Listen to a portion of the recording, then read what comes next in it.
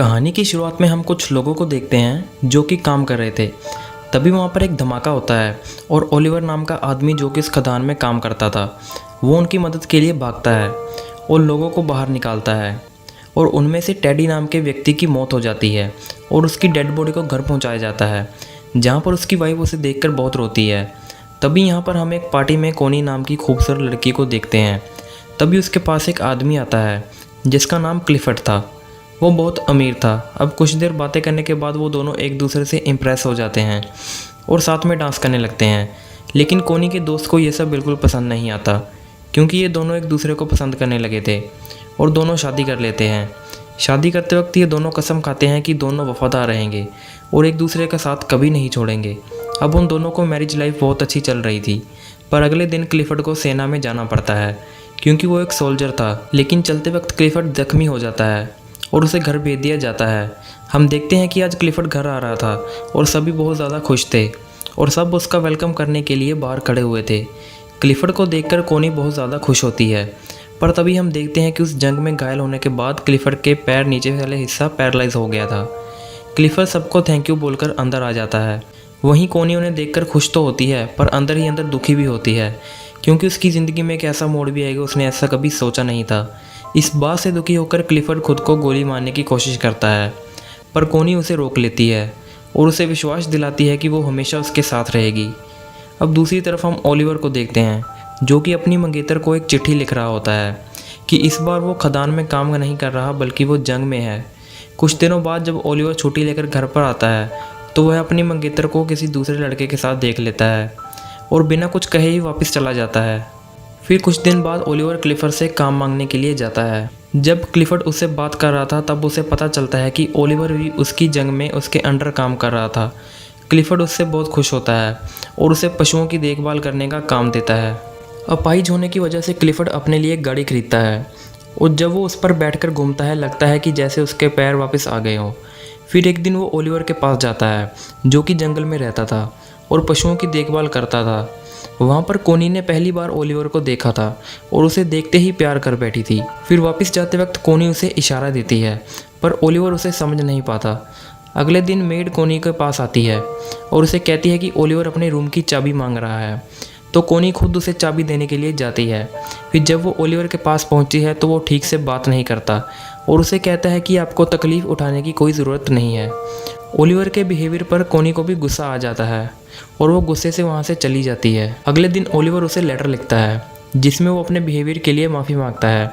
इसके बाद कोनी फिर से उसे मिलने के लिए जाती है, जहाँ पर ओलिवर अपनी शर्ट उतार कर काम कर रहा था। कोनी उसकी बॉडी को देखती है तो ये देखकर कोनी खुद पर कंट्रोल नहीं कर पाती और उसके पास जाने लगती है, पर तभी ओलिवर अपनी शर्ट पहन लेता है क्योंकि वो कोनी की इज्जत करता था।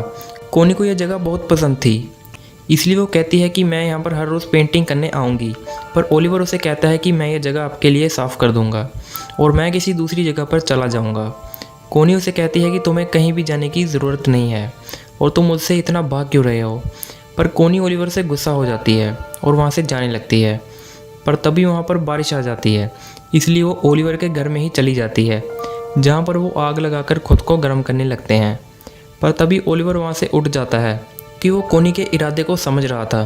कोनी उसे कहती है कि तुम मुझसे दूर क्यों भाग रहे हो। तभी ओलिवर कहता है कि मैं तुमसे दूर नहीं भाग रहा, मैं डर रहा हूँ क्योंकि अगर क्लिफर्ड को हमारे बारे में पता चल गया तो मेरी नौकरी चले जाएगी। अब कोनी ने भी ओलिवर को इग्नोर कर दिया था, इसलिए वो यहाँ से उठकर घर चली जाती है। और तभी एक दिन कोनी क्लिफर्ड से कहती है कि मुझे बहुत अफसोस है कि हमारा कोई बच्चा नहीं है। इस पर क्लिफर्ड कहता है कि मैं तो बहुत कोशिश कर रहा हूँ और अपने शरीर को ठीक करने के लिए वो बिजली के झटके देता है। क्लिफर्ड बहुत चिल्ला रहा था। कोनी से उसका ये दर्द देखा नहीं जाता तो वो उसे रोक देती है। अब क्लिफर्ड इस काम से नाकाम रहता है, इसलिए वो रोने लगता है। अब अगले दिन कोनी जंगल में जाती है और उसे ओलिवर के काम करने की आवाज़ सुनाई देती है और वो उसके पास पहुंच जाती है। वहाँ पर वो छोटे जानवरों को देखती है और रोने लग जाती है।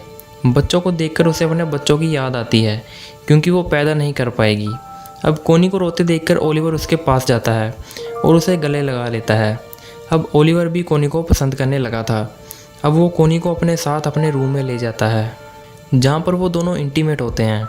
कोनी पूरे दिन ओलिवर के साथ ही रहती है और जब शाम होती है तो ओलिवर उसे घर छोड़ने साथ चला जाता है, जाने से पहले कोनी पूछती है कि तुमने जो भी किया है क्या तुम्हें उसका पछतावा है, जिस पर ओलिवर कहता है कि नहीं, मैं तुमसे प्यार करने लगा हूँ और अब सिर्फ तुम मेरी हो। तभी बहुत तेज़ तूफान आता है। ओलिवर को कोनी की बहुत याद आ रही होती है, इसलिए वो बहुत ज़्यादा दारू पी लेता है। वहाँ पर कोनी की भी नींद उड़ चुकी थी, वो भी रात को सो नहीं पाती थी। वो खिड़की से ओलिवर के घर की रोशनी को देखती है और वो खुद को रोक नहीं पाती और ओलिवर के पास चली जाती है। लेकिन तभी वहाँ पर मेड कोनी को देख लेती है। वहीं यहाँ पर ओलिवर भी कोनी का इंतज़ार कर रहा था। तभी ओलिवर कहता है कि मुझे नहीं लगा था कि तुम मुझसे मिलने आओगी। इस पर कोनी कहती है कि मैं तुम्हें कभी अकेला नहीं छोड़ूंगी, और फिर दोनों वहीं पर इंटीमेट होते हैं। एक दिन क्लिफर्ड के घर पर एक पार्टी होती है, पर डंकन भी आया हुआ था। फिर क्लिफर्ड देखता है कि कोनी और डंकन डांस कर रहे हैं, जिसे देखकर क्लिफर्ड को बिल्कुल भी अच्छा नहीं लगता। अगले दिन की सुबह क्लिफर्ड कोनी से कहता है कि तुम्हारे लिए अपने पति से ज़्यादा इम्पोर्टेंट एक बच्चा पैदा करना है। कोनी हमेशा से एक बच्चा चाहती थी, इसलिए क्लिफर्ड को लगता है कि वो डंकन के करीब जा रही है।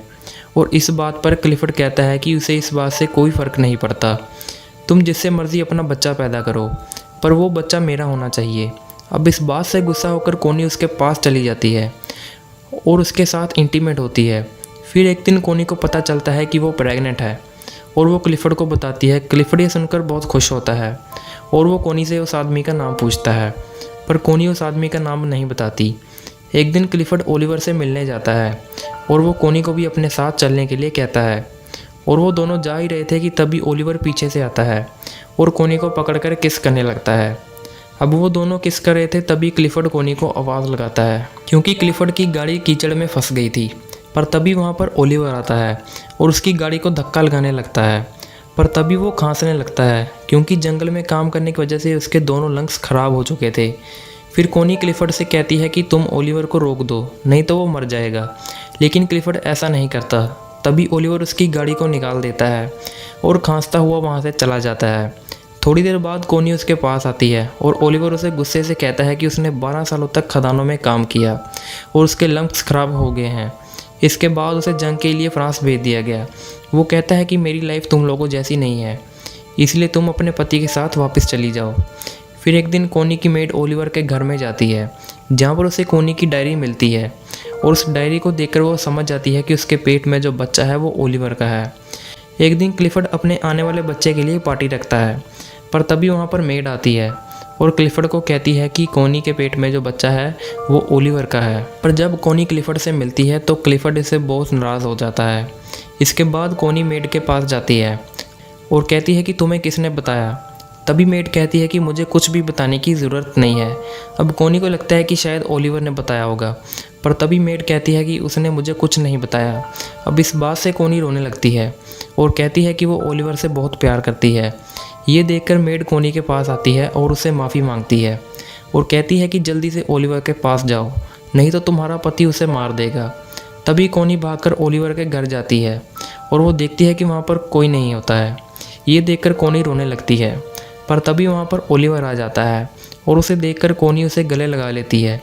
इसके बाद हम देखते हैं कि कोनी क्लिफर्ड के घर पर आती है और क्लिफर्ड से डिवोर्स मांगती है। क्लिफर्ड उसे मना कर देता है और ओलिवर को बुलाने के लिए कहता है। जब ओलिवर वहाँ पर आता है तो दोनों आपस में बहुत बहस करते हैं। ओलिवर क्लिफर्ड के घर को छोड़कर चले जाते हैं। उनके जाते समय क्लिफर्ड वहाँ पर आता है और उसे तलाक देने के लिए मान जाता है। और इसी के साथ ही ये मूवी यहीं पर ख़त्म हो जाती है।